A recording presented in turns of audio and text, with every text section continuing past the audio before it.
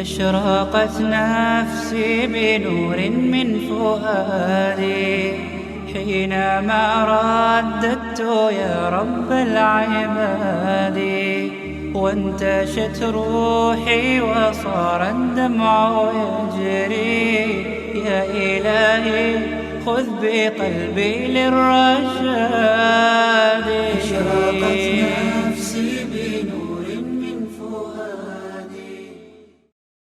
Yusuf Estes di masa tuanya menghadirkan ayahnya yang terkena penyakit tua dengan dibimbing di atas kursi roda untuk sholat dan menempatkannya dengan baik dan penuh kelembutan pada satu shaf untuk mengerjakan sholat berjamaah di tempat yang penuh keimanan.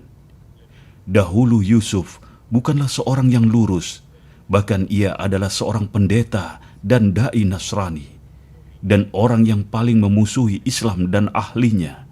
Akan tetapi ia memeluk Islam setelah ada pemuda Muslim yang mengisyaratkannya pada keduanya. Dia menghidupkan Islam pada tiap sisi kehidupannya. Yusuf adalah sebaik-baiknya musafir agama ini. Nama saya Yusuf Estes. Saya berasal dari Texas, salah satu kota di Washington. Saya masuk Islam 20 tahun yang lalu karena sebab kisah yang sangat menakjubkan. Sebelum Islam, saya adalah dai agama Nasrani. Saya berjalan ke setiap tempat dan Injil selalu ada di tangan saya. Salib tergantung di leher saya. Bahkan saya pakai tutup kepala yang bertuliskan Isa adalah Tuhan.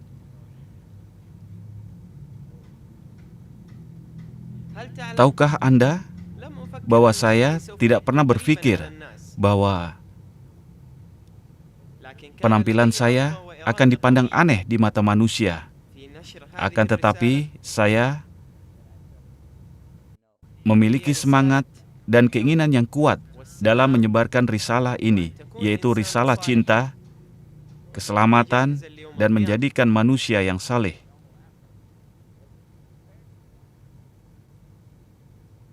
Dan siap menghadapi hari kiamat. Kehidupan sehari saya sebelum Islam, saya sibuk dengan dua perkara, yaitu perkara pertama adalah bisnis, dan yang kedua adalah menyebarkan risalah keselamatan. Yang menakjubkan, setelah saya masuk Islam, saya dapatkan waktu yang begitu banyak untuk bekerja dan untuk menyebarkan risalah Islam. Dulu sebelum saya mengenal seseorang yang menyebabkan saya masuk Islam,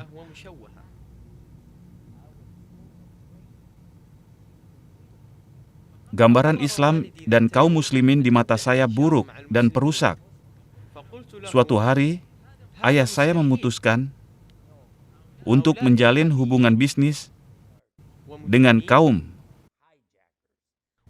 muslimin. Saya katakan padanya, ini tidak mungkin. Saya harus menjalin bisnis dengan teroris dan juga pendosa dan membunuh manusia seolah mereka itu tidak beriman kepada Tuhan. Pada hakikatnya, mereka adalah penyembah kotak hitam yang ada di padang pasir Ka'bah, dan mereka mencium tanah sehari 5 kali.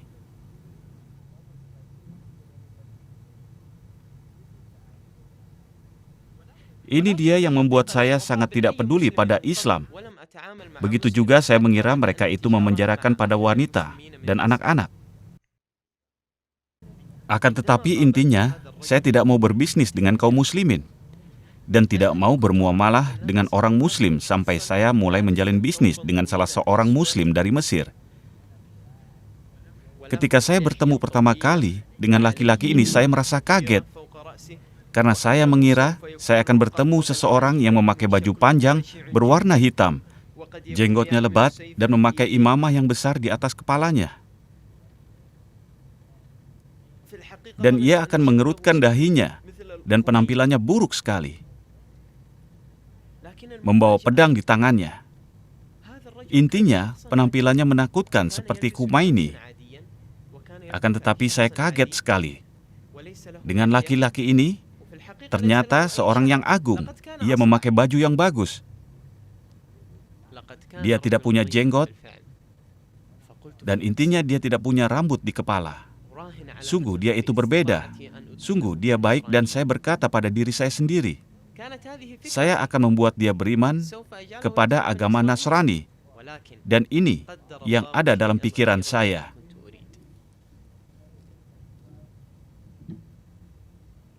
Yaitu dia akan masuk agama Nasrani.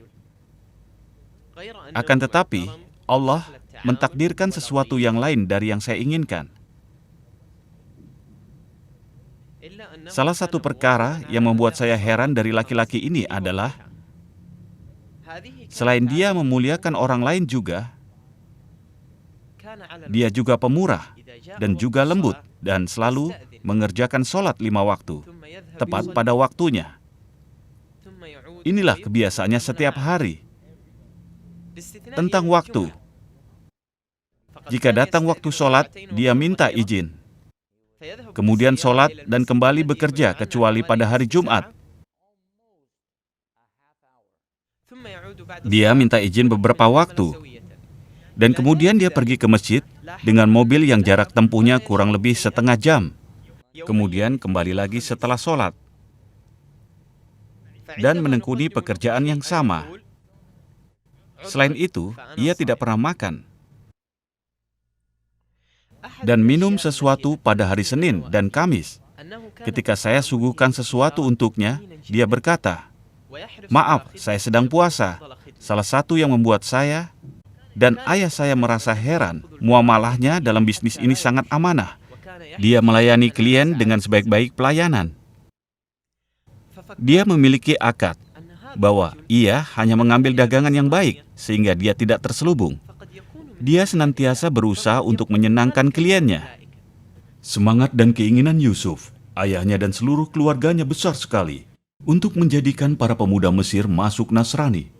Selesai persiapan konsep mereka, maka berkumpullah mereka untuk menjadikan mereka beriman, meninggalkan agamanya dan masuk Nasrani. 3 orang menemui seseorang. Mereka semua para pendeta. Ya, apa yang akan mereka kerjakan? Dan apa yang akan dibicarakan 3 pendeta itu bersamanya? Dia adalah pemuda muslim yang sederhana dari umumnya manusia. Ya, itulah rencananya. Itu seperti perangkap yang mudah, atau hal itu hanya akan menjadi hayalan belaka, akan tetapi mengagetkan.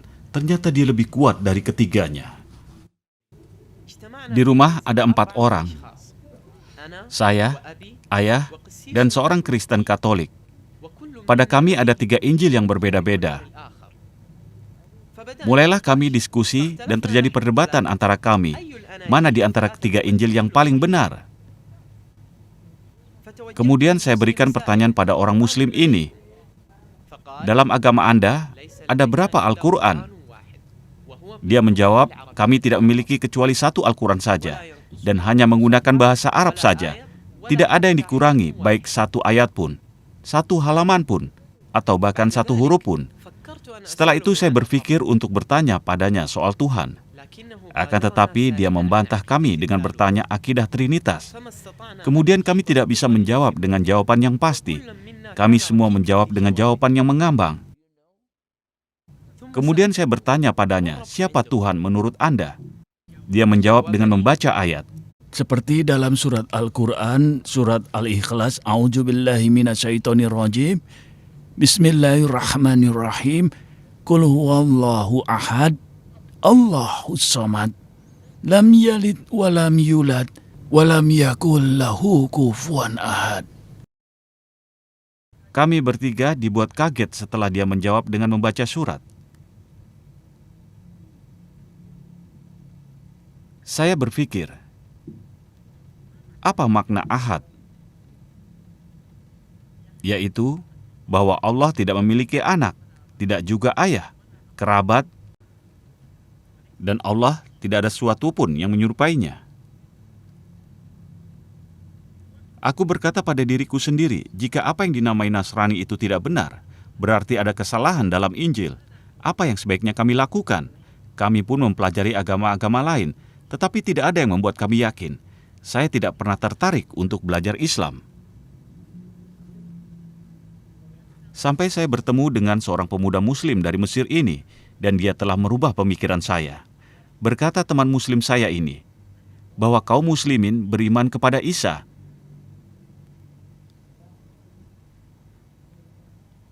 Saya sudah tahu sebelumnya bahwa Yahudi beriman kepada seluruh para nabi, kecuali Isa. Mereka tidak mengimaninya selamanya. Tidak mengimaninya sebagai nabi, rasul, atau anak Allah. Maka saya bertanya pada teman Muslim saya ini tentang Isa.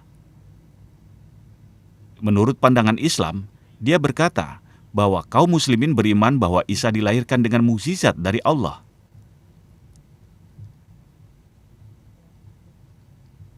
Dan dia berbicara ketika masih dalam buayan.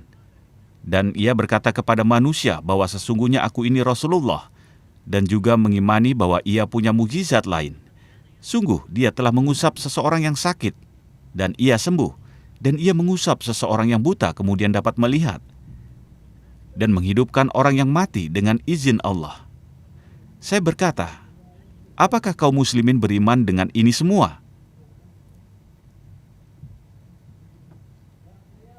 Saya bertanya, apa pendapat Anda tentang Isa sendiri? Apakah dia anak Allah? Dia jawab, tidak, ia anak Maryam. Saya berkata pada diri saya sendiri bahwa ini benar. Bagaimana bisa ia itu anak Allah? Maka saya pun berpikir dan ragu atas apa yang saya yakini.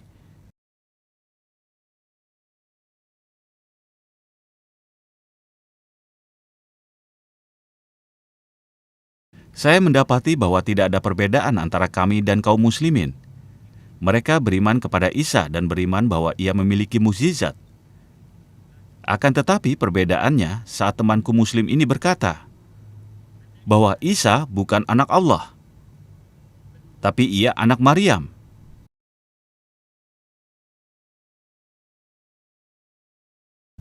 Dan kalimatullah. Dan ini ada disebutkan dalam Injil bahwa Allah tidak menghendaki sesuatu, hanya berkata, jadilah maka jadilah.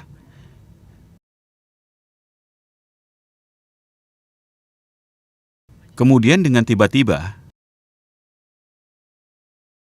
karena temanku pendeta Katolik berkata, saya mau pergi ke masjid dan melihat kaum Muslimin. Maka ia pun pergi ke masjid. Ketika ia kembali, saya dan ayah saya bertanya padanya, apa yang dikerjakan kaum Muslimin di sana? Apa mereka menyembelih hewan? Atau mereka membuat bom? Dia jawab tidak. Bahkan mereka malah berdiri membentuk satu shaf beribadah. Seperti halnya biarawan. Kemudian ruku, sujud, dan diam. Tidak seorang pun mengajak bicara orang lain. Kemudian mereka menoleh ke kanan dan ke kiri. Dan mereka mengucapkan, Assalamualaikum warahmatullah. Assalamualaikum warahmatullah. Saya bertanya lagi, setelah itu apa yang mereka kerjakan? Katanya, tidak ada. Setelah itu mereka keluar dari masjid. Saya bertanya lagi, apa jenis musik yang mereka pakai untuk beribadah? Dia jawab, di sana tidak ada musik. Saya berkata, apa? Mereka semua berangan-angan bisa menjadikan pemuda Mesir itu masuk ke agama Nasrani. Mereka mengerahkan seluruh kemampuan untuk keyakinan ini. Akan tetapi, di sana ada perkara yang menarik mereka kepada Islam, yaitu akhlak pemuda ini yang baik dan tinggi. Kejujurannya dan baiknya muamalahnya yang membuat mereka penasaran ingin bertanya seputar agama Islam ini. Ia rajin sholat, jujur, dan amanah dalam bermuamalah. Ia izin sebentar dari majelis dan membentangkan sajadah pada salah satu tempat di rumah dan mulai sholat serta mengangkat kedua tangannya untuk berdoa. Pemandangan ini menarik hati ruh-ruh mereka, menariknya menuju relung keimanan. Sesungguhnya akhlak pemuda ini dekat dengan Isa menurut mereka. Demikianlah mereka berbicara dengan diri mereka sendiri. Pada waktu itu, mereka tidak mengetahui apakah ini bagian dari sifat jatiyah atau jibiliyah yang diperindah, ataukah ia merupakan keindahan Islam yang menjadi permisalan dan menempel padanya. Mulailah Islam mengalir dalam hati mereka antara yang satu dengan yang lain. Maka masuklah Islamlah Yusuf, yang Katolik dan juga istrinya, dan seluruh keluarganya juga masuk Islam. Mulailah saya ingin mengerti banyak tentang Islam. Mulailah saya bertanya tentang pertanyaan yang sulit kepada teman saya ini, dan ia selalu menjawab apa yang saya tanyakan dengan rendah hati dan tersenyum.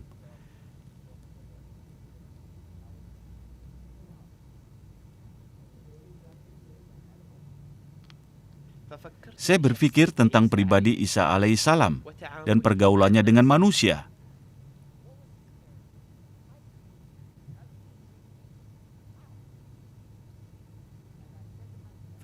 Dan saya mendapati teman saya ini lebih dekat kepada Isa alaihissalam daripada orang Nasrani sendiri.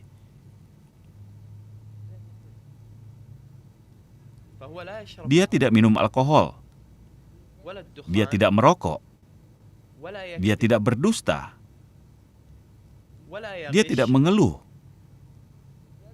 Dia tidak berjalan di antara kaum wanita. Intinya dia selalu menundukkan pandangannya jika melewati salah seorang dari mereka. Saya berkata pada diri saya sendiri, sekiranya Isa saat ini di sini, tentu pemuda ini bersamanya.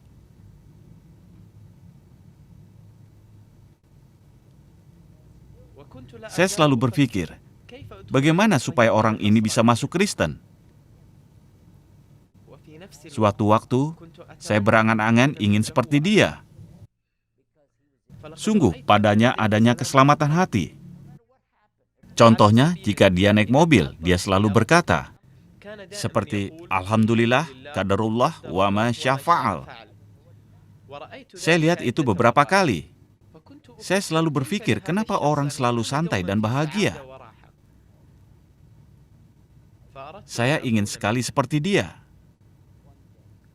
Suatu hari, teman saya ini berkata pada saya akan masuk Kristen jika agama Anda lebih utama dari agama saya. Akan tetapi, Anda harus menggunakan dalil. Saya berkata, dalil? Bagaimana Anda menginginkan dalil? Dalam agama Nasrani, kami hanya memiliki iman tanpa dalil. Dia berkata, dalam Islam, kami memiliki iman dan dalil. Aku bertanya, apakah Anda memiliki dalilnya bahwa Allah itu ada? Maka temanku ini balik bertanya, apakah Anda seperti pendeta Nasrani yang mampu mendatangkan dalil bahwa Allah itu ada? Maka saat itu saya tidak bisa menjawab.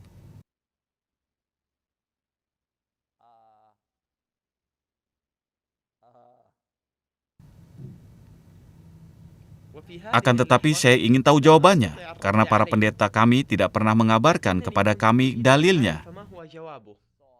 Dan kami tidak pernah membahas itu. Itu ada dalam Injil dan kita harus mengimaninya tanpa perlu membahasnya. Intinya, kalau kita bahas Injil, kita tidak akan pernah menemukan dalil. Akan tetapi dalam Islam, semua yang keluar dari lisan harus merupakan firman Allah dan sabda Nabi Shallallahu Alaihi Wasallam.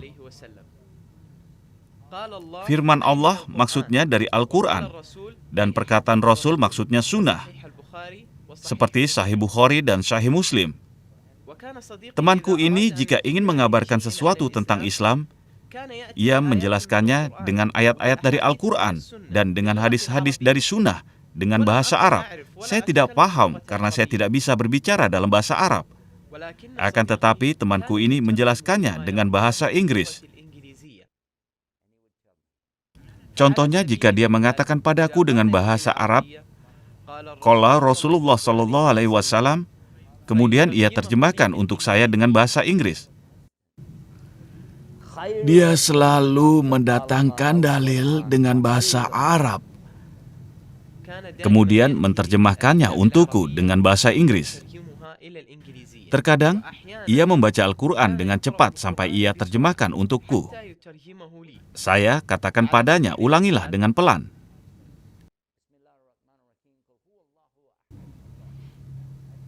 Dia bertanya, kenapa? Saya katakan, aku suka untuk mendengarnya. Dan, subhanallah, saat saya mendengar Al-Quran, saya menangis.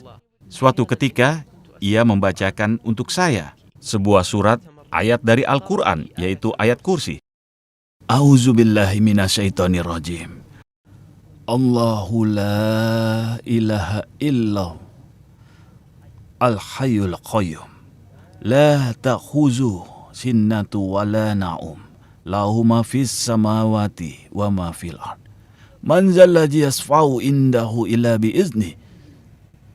Ya'lamu ma baina ahdihim wa ma khalfahum wa la yuhituna bi syai'in min ilmihi illa bima syaa'.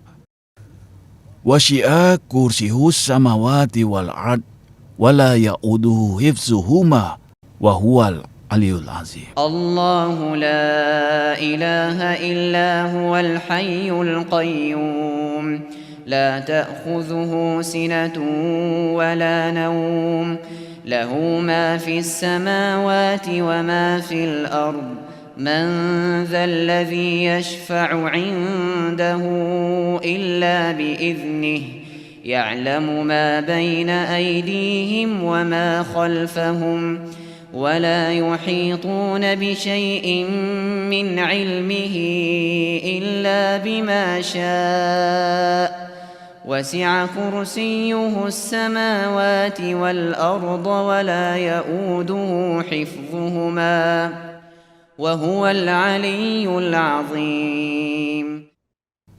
Saya minta padanya untuk menjelaskan apa maknanya. Dia menjelaskan pada saya makna kursi dan makna arsy. Aku berkata pada diriku sendiri, ia mengetahui agamanya selayaknya seorang alim. Dan saya seorang pendeta Nasrani, tidak tahu banyak tentang agama saya.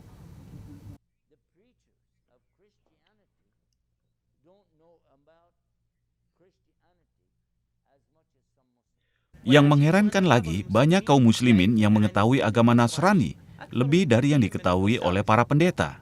Dan yang aneh lagi, kebanyakan orang asing tidak mengetahui sedikit pun tentang Islam. Padahal Al-Quran adalah sebaik-baik metode dan tafsir untuk mengetahui makna la ilaha illallah. Ketika Anda melihat gunung, laut, dan bintang-bintang, serta bulan dan matahari, apakah Anda tidak pernah memikirkan dari mana ini semua? Apakah Anda tidak pernah berpikir dari mana Anda berasal? Siapakah yang memberi Anda makan? Siapakah yang menjadikan tidur untuk Anda? Siapakah yang membangunkan Anda dari tidur? Siapakah yang memberi Anda hidup? Siapakah yang menyembuhkan kulit Anda setelah terluka? Siapakah yang mengerjakan ini semua? Saat Anda orang yang mengabarkan pada Anda bahwa Tuhan itu ada, dan Anda menanyakan padanya, mana dalilnya? Akan tetapi dalam Islam kami senantiasa dibimbing oleh dalil, yaitu Al-Quran dan Sunnah, bahwa Allah itu ada. Mari perhatikan bersamaku pemuda yang baik ini, yang berakhlak dengan akhlak Islam. Pada sisi lain, dia memahami dengan baik dasar-dasar Islam, seperti rukun Islam yang 5, yaitu syahadat bahwasanya tidak ada ilah yang hak kecuali Allah, dan bahwasanya Muhammad adalah Rasulullah, mendirikan sholat, menunaikan zakat, puasa di bulan Ramadan, dan haji ke Baitullah bagi yang mampu. Dan rukun iman, yaitu iman kepada Allah, iman kepada malaikat, iman kepada kitab-kitabnya, iman kepada rasul-rasulnya. Dan kita tidak membedakan salah satu di antara mereka. Iman kepada hari akhir, hari kiamat, hari dibangkitkannya semua manusia. Sekiranya aku bertanya kepadanya, apakah kaum muslimin saja? Dia pasti akan menjawab tidak. Semua akan dibangkitkan pada hari kiamat. Muslim, Yahudi, Nasrani, Hindu, Buddha, ateis, semua akan dibangkitkan pada hari kiamat. Kemudian dia jelaskan padaku apa makna Islam. Saya mencari makna kalimat ini dalam kamus. Saya mendapati maknanya adalah berserah diri, yaitu taat. dan ikhlas.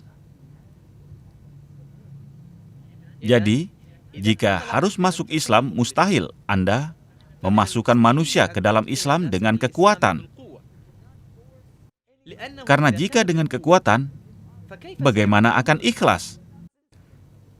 Jika ini makna Islam, maka mustahil menyebarkan Islam dengan pedang atau dengan senjata sekalipun. Akan tetapi, menyebarkan dengan hati, Muslim ini masuk dalam hati kami, karena muamalahnya yang baik, lembut, dan kata-katanya yang baik, dan ketakwaannya kepada Allah. Ketika ia sholat di rumah, ia angkat kedua tangannya ke langit dan menangis. Kami melihat, ia menangis. Kami saling bertanya, kenapa ia menangis? Kemudian saya tahu dia menangis karena kami. Dia berdoa, "Ya Allah, yang maha pemberi petunjuk, Ya Latif, berilah petunjuk pada manusia-manusia itu. Berilah petunjuk manusia-manusia itu. Sesungguhnya mereka adalah orang-orang yang baik." Saya melihat air matanya meleleh. Kami melihatnya. Setelah itu, temanku berkata kepadaku bahwa ia akan masuk Nasrani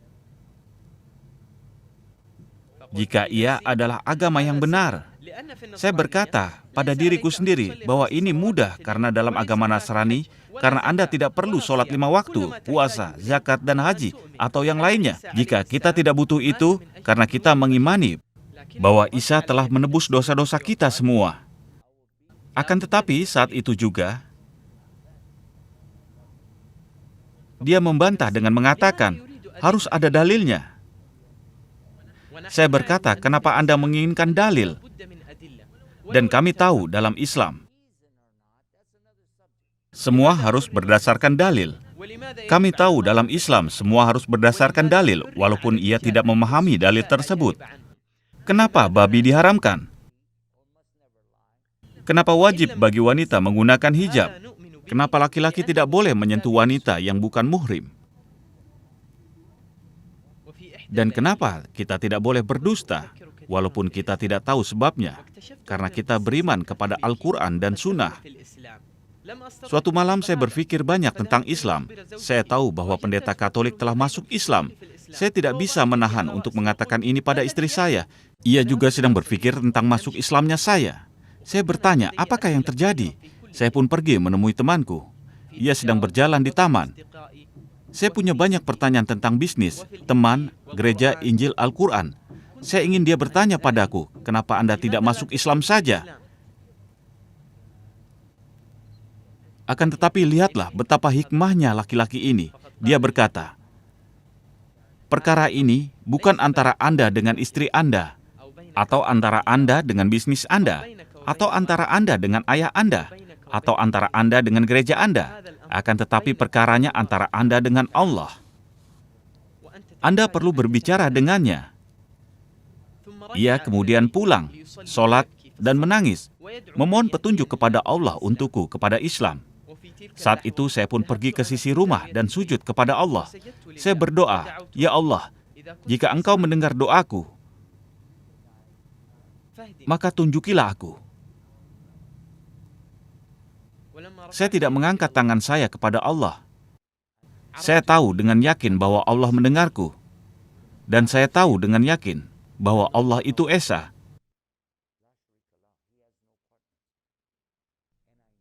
Dan Muhammad SAW Rasulullah.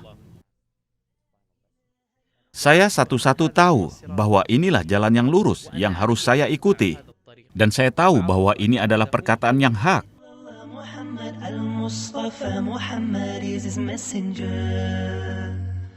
La ilaha illallah Muhammadur Rasulullah. There's no God but Allah. La ilaha illallah Muhammad Al-Mustafa Muhammad is his messenger. La ilaha illallah Muhammadur Rasulullah. There's no God but Allah. La ilaha illallah Muhammad Al-Mustafa Muhammad is his messenger.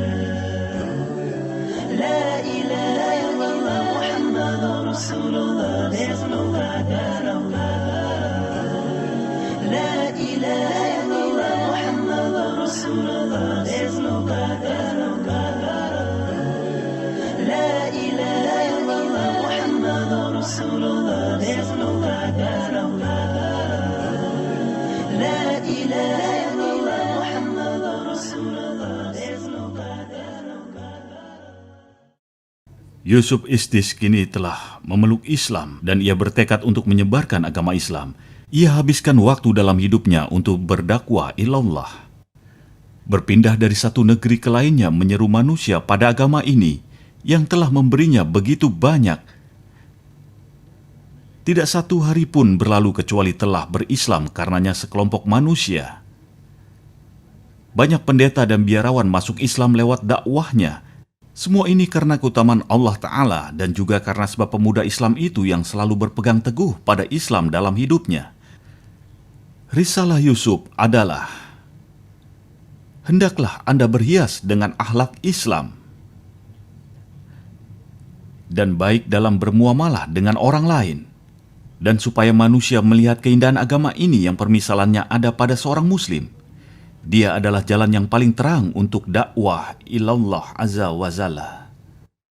Saya kini mengerti harus mengajak manusia kepada Allah. Inilah yang membuat saya bersama Anda sekarang untuk menceritakan kisah saya. Begitu juga supaya Anda mengerti, wahai pribadi, hendaklah Anda menjadi seperti yang Allah kehendaki, yaitu mengikuti agama Islam, dan jadikanlah manusia memandang Anda sebagai contoh yang menggambarkan keindahan agama ini. Jadi, hakikat Islam itu adalah, jadilah orang yang jujur di hadapan manusia Dan dapat dipercaya, serta sayang kepada seluruh manusia. Jadikan manusia memandang bahwa kita itu orang yang baik, tidak membenci seorang pun, dan menginginkan kebaikan seluruh manusia. Dan hendaklah kita cinta kepada Allah dan Rasul-Nya. Dan bermuamalah dengan baik terhadap manusia, dan Anda akan lihat, insya Allah hasil dari perbuatan ini. Asyhadu an la ilaha illallah wa asyhadu anna Muhammadar Rasulullah. Saya mohon kepada Allah agar Anda menjadi dai pada agama ini dan mempermudah urusan Anda.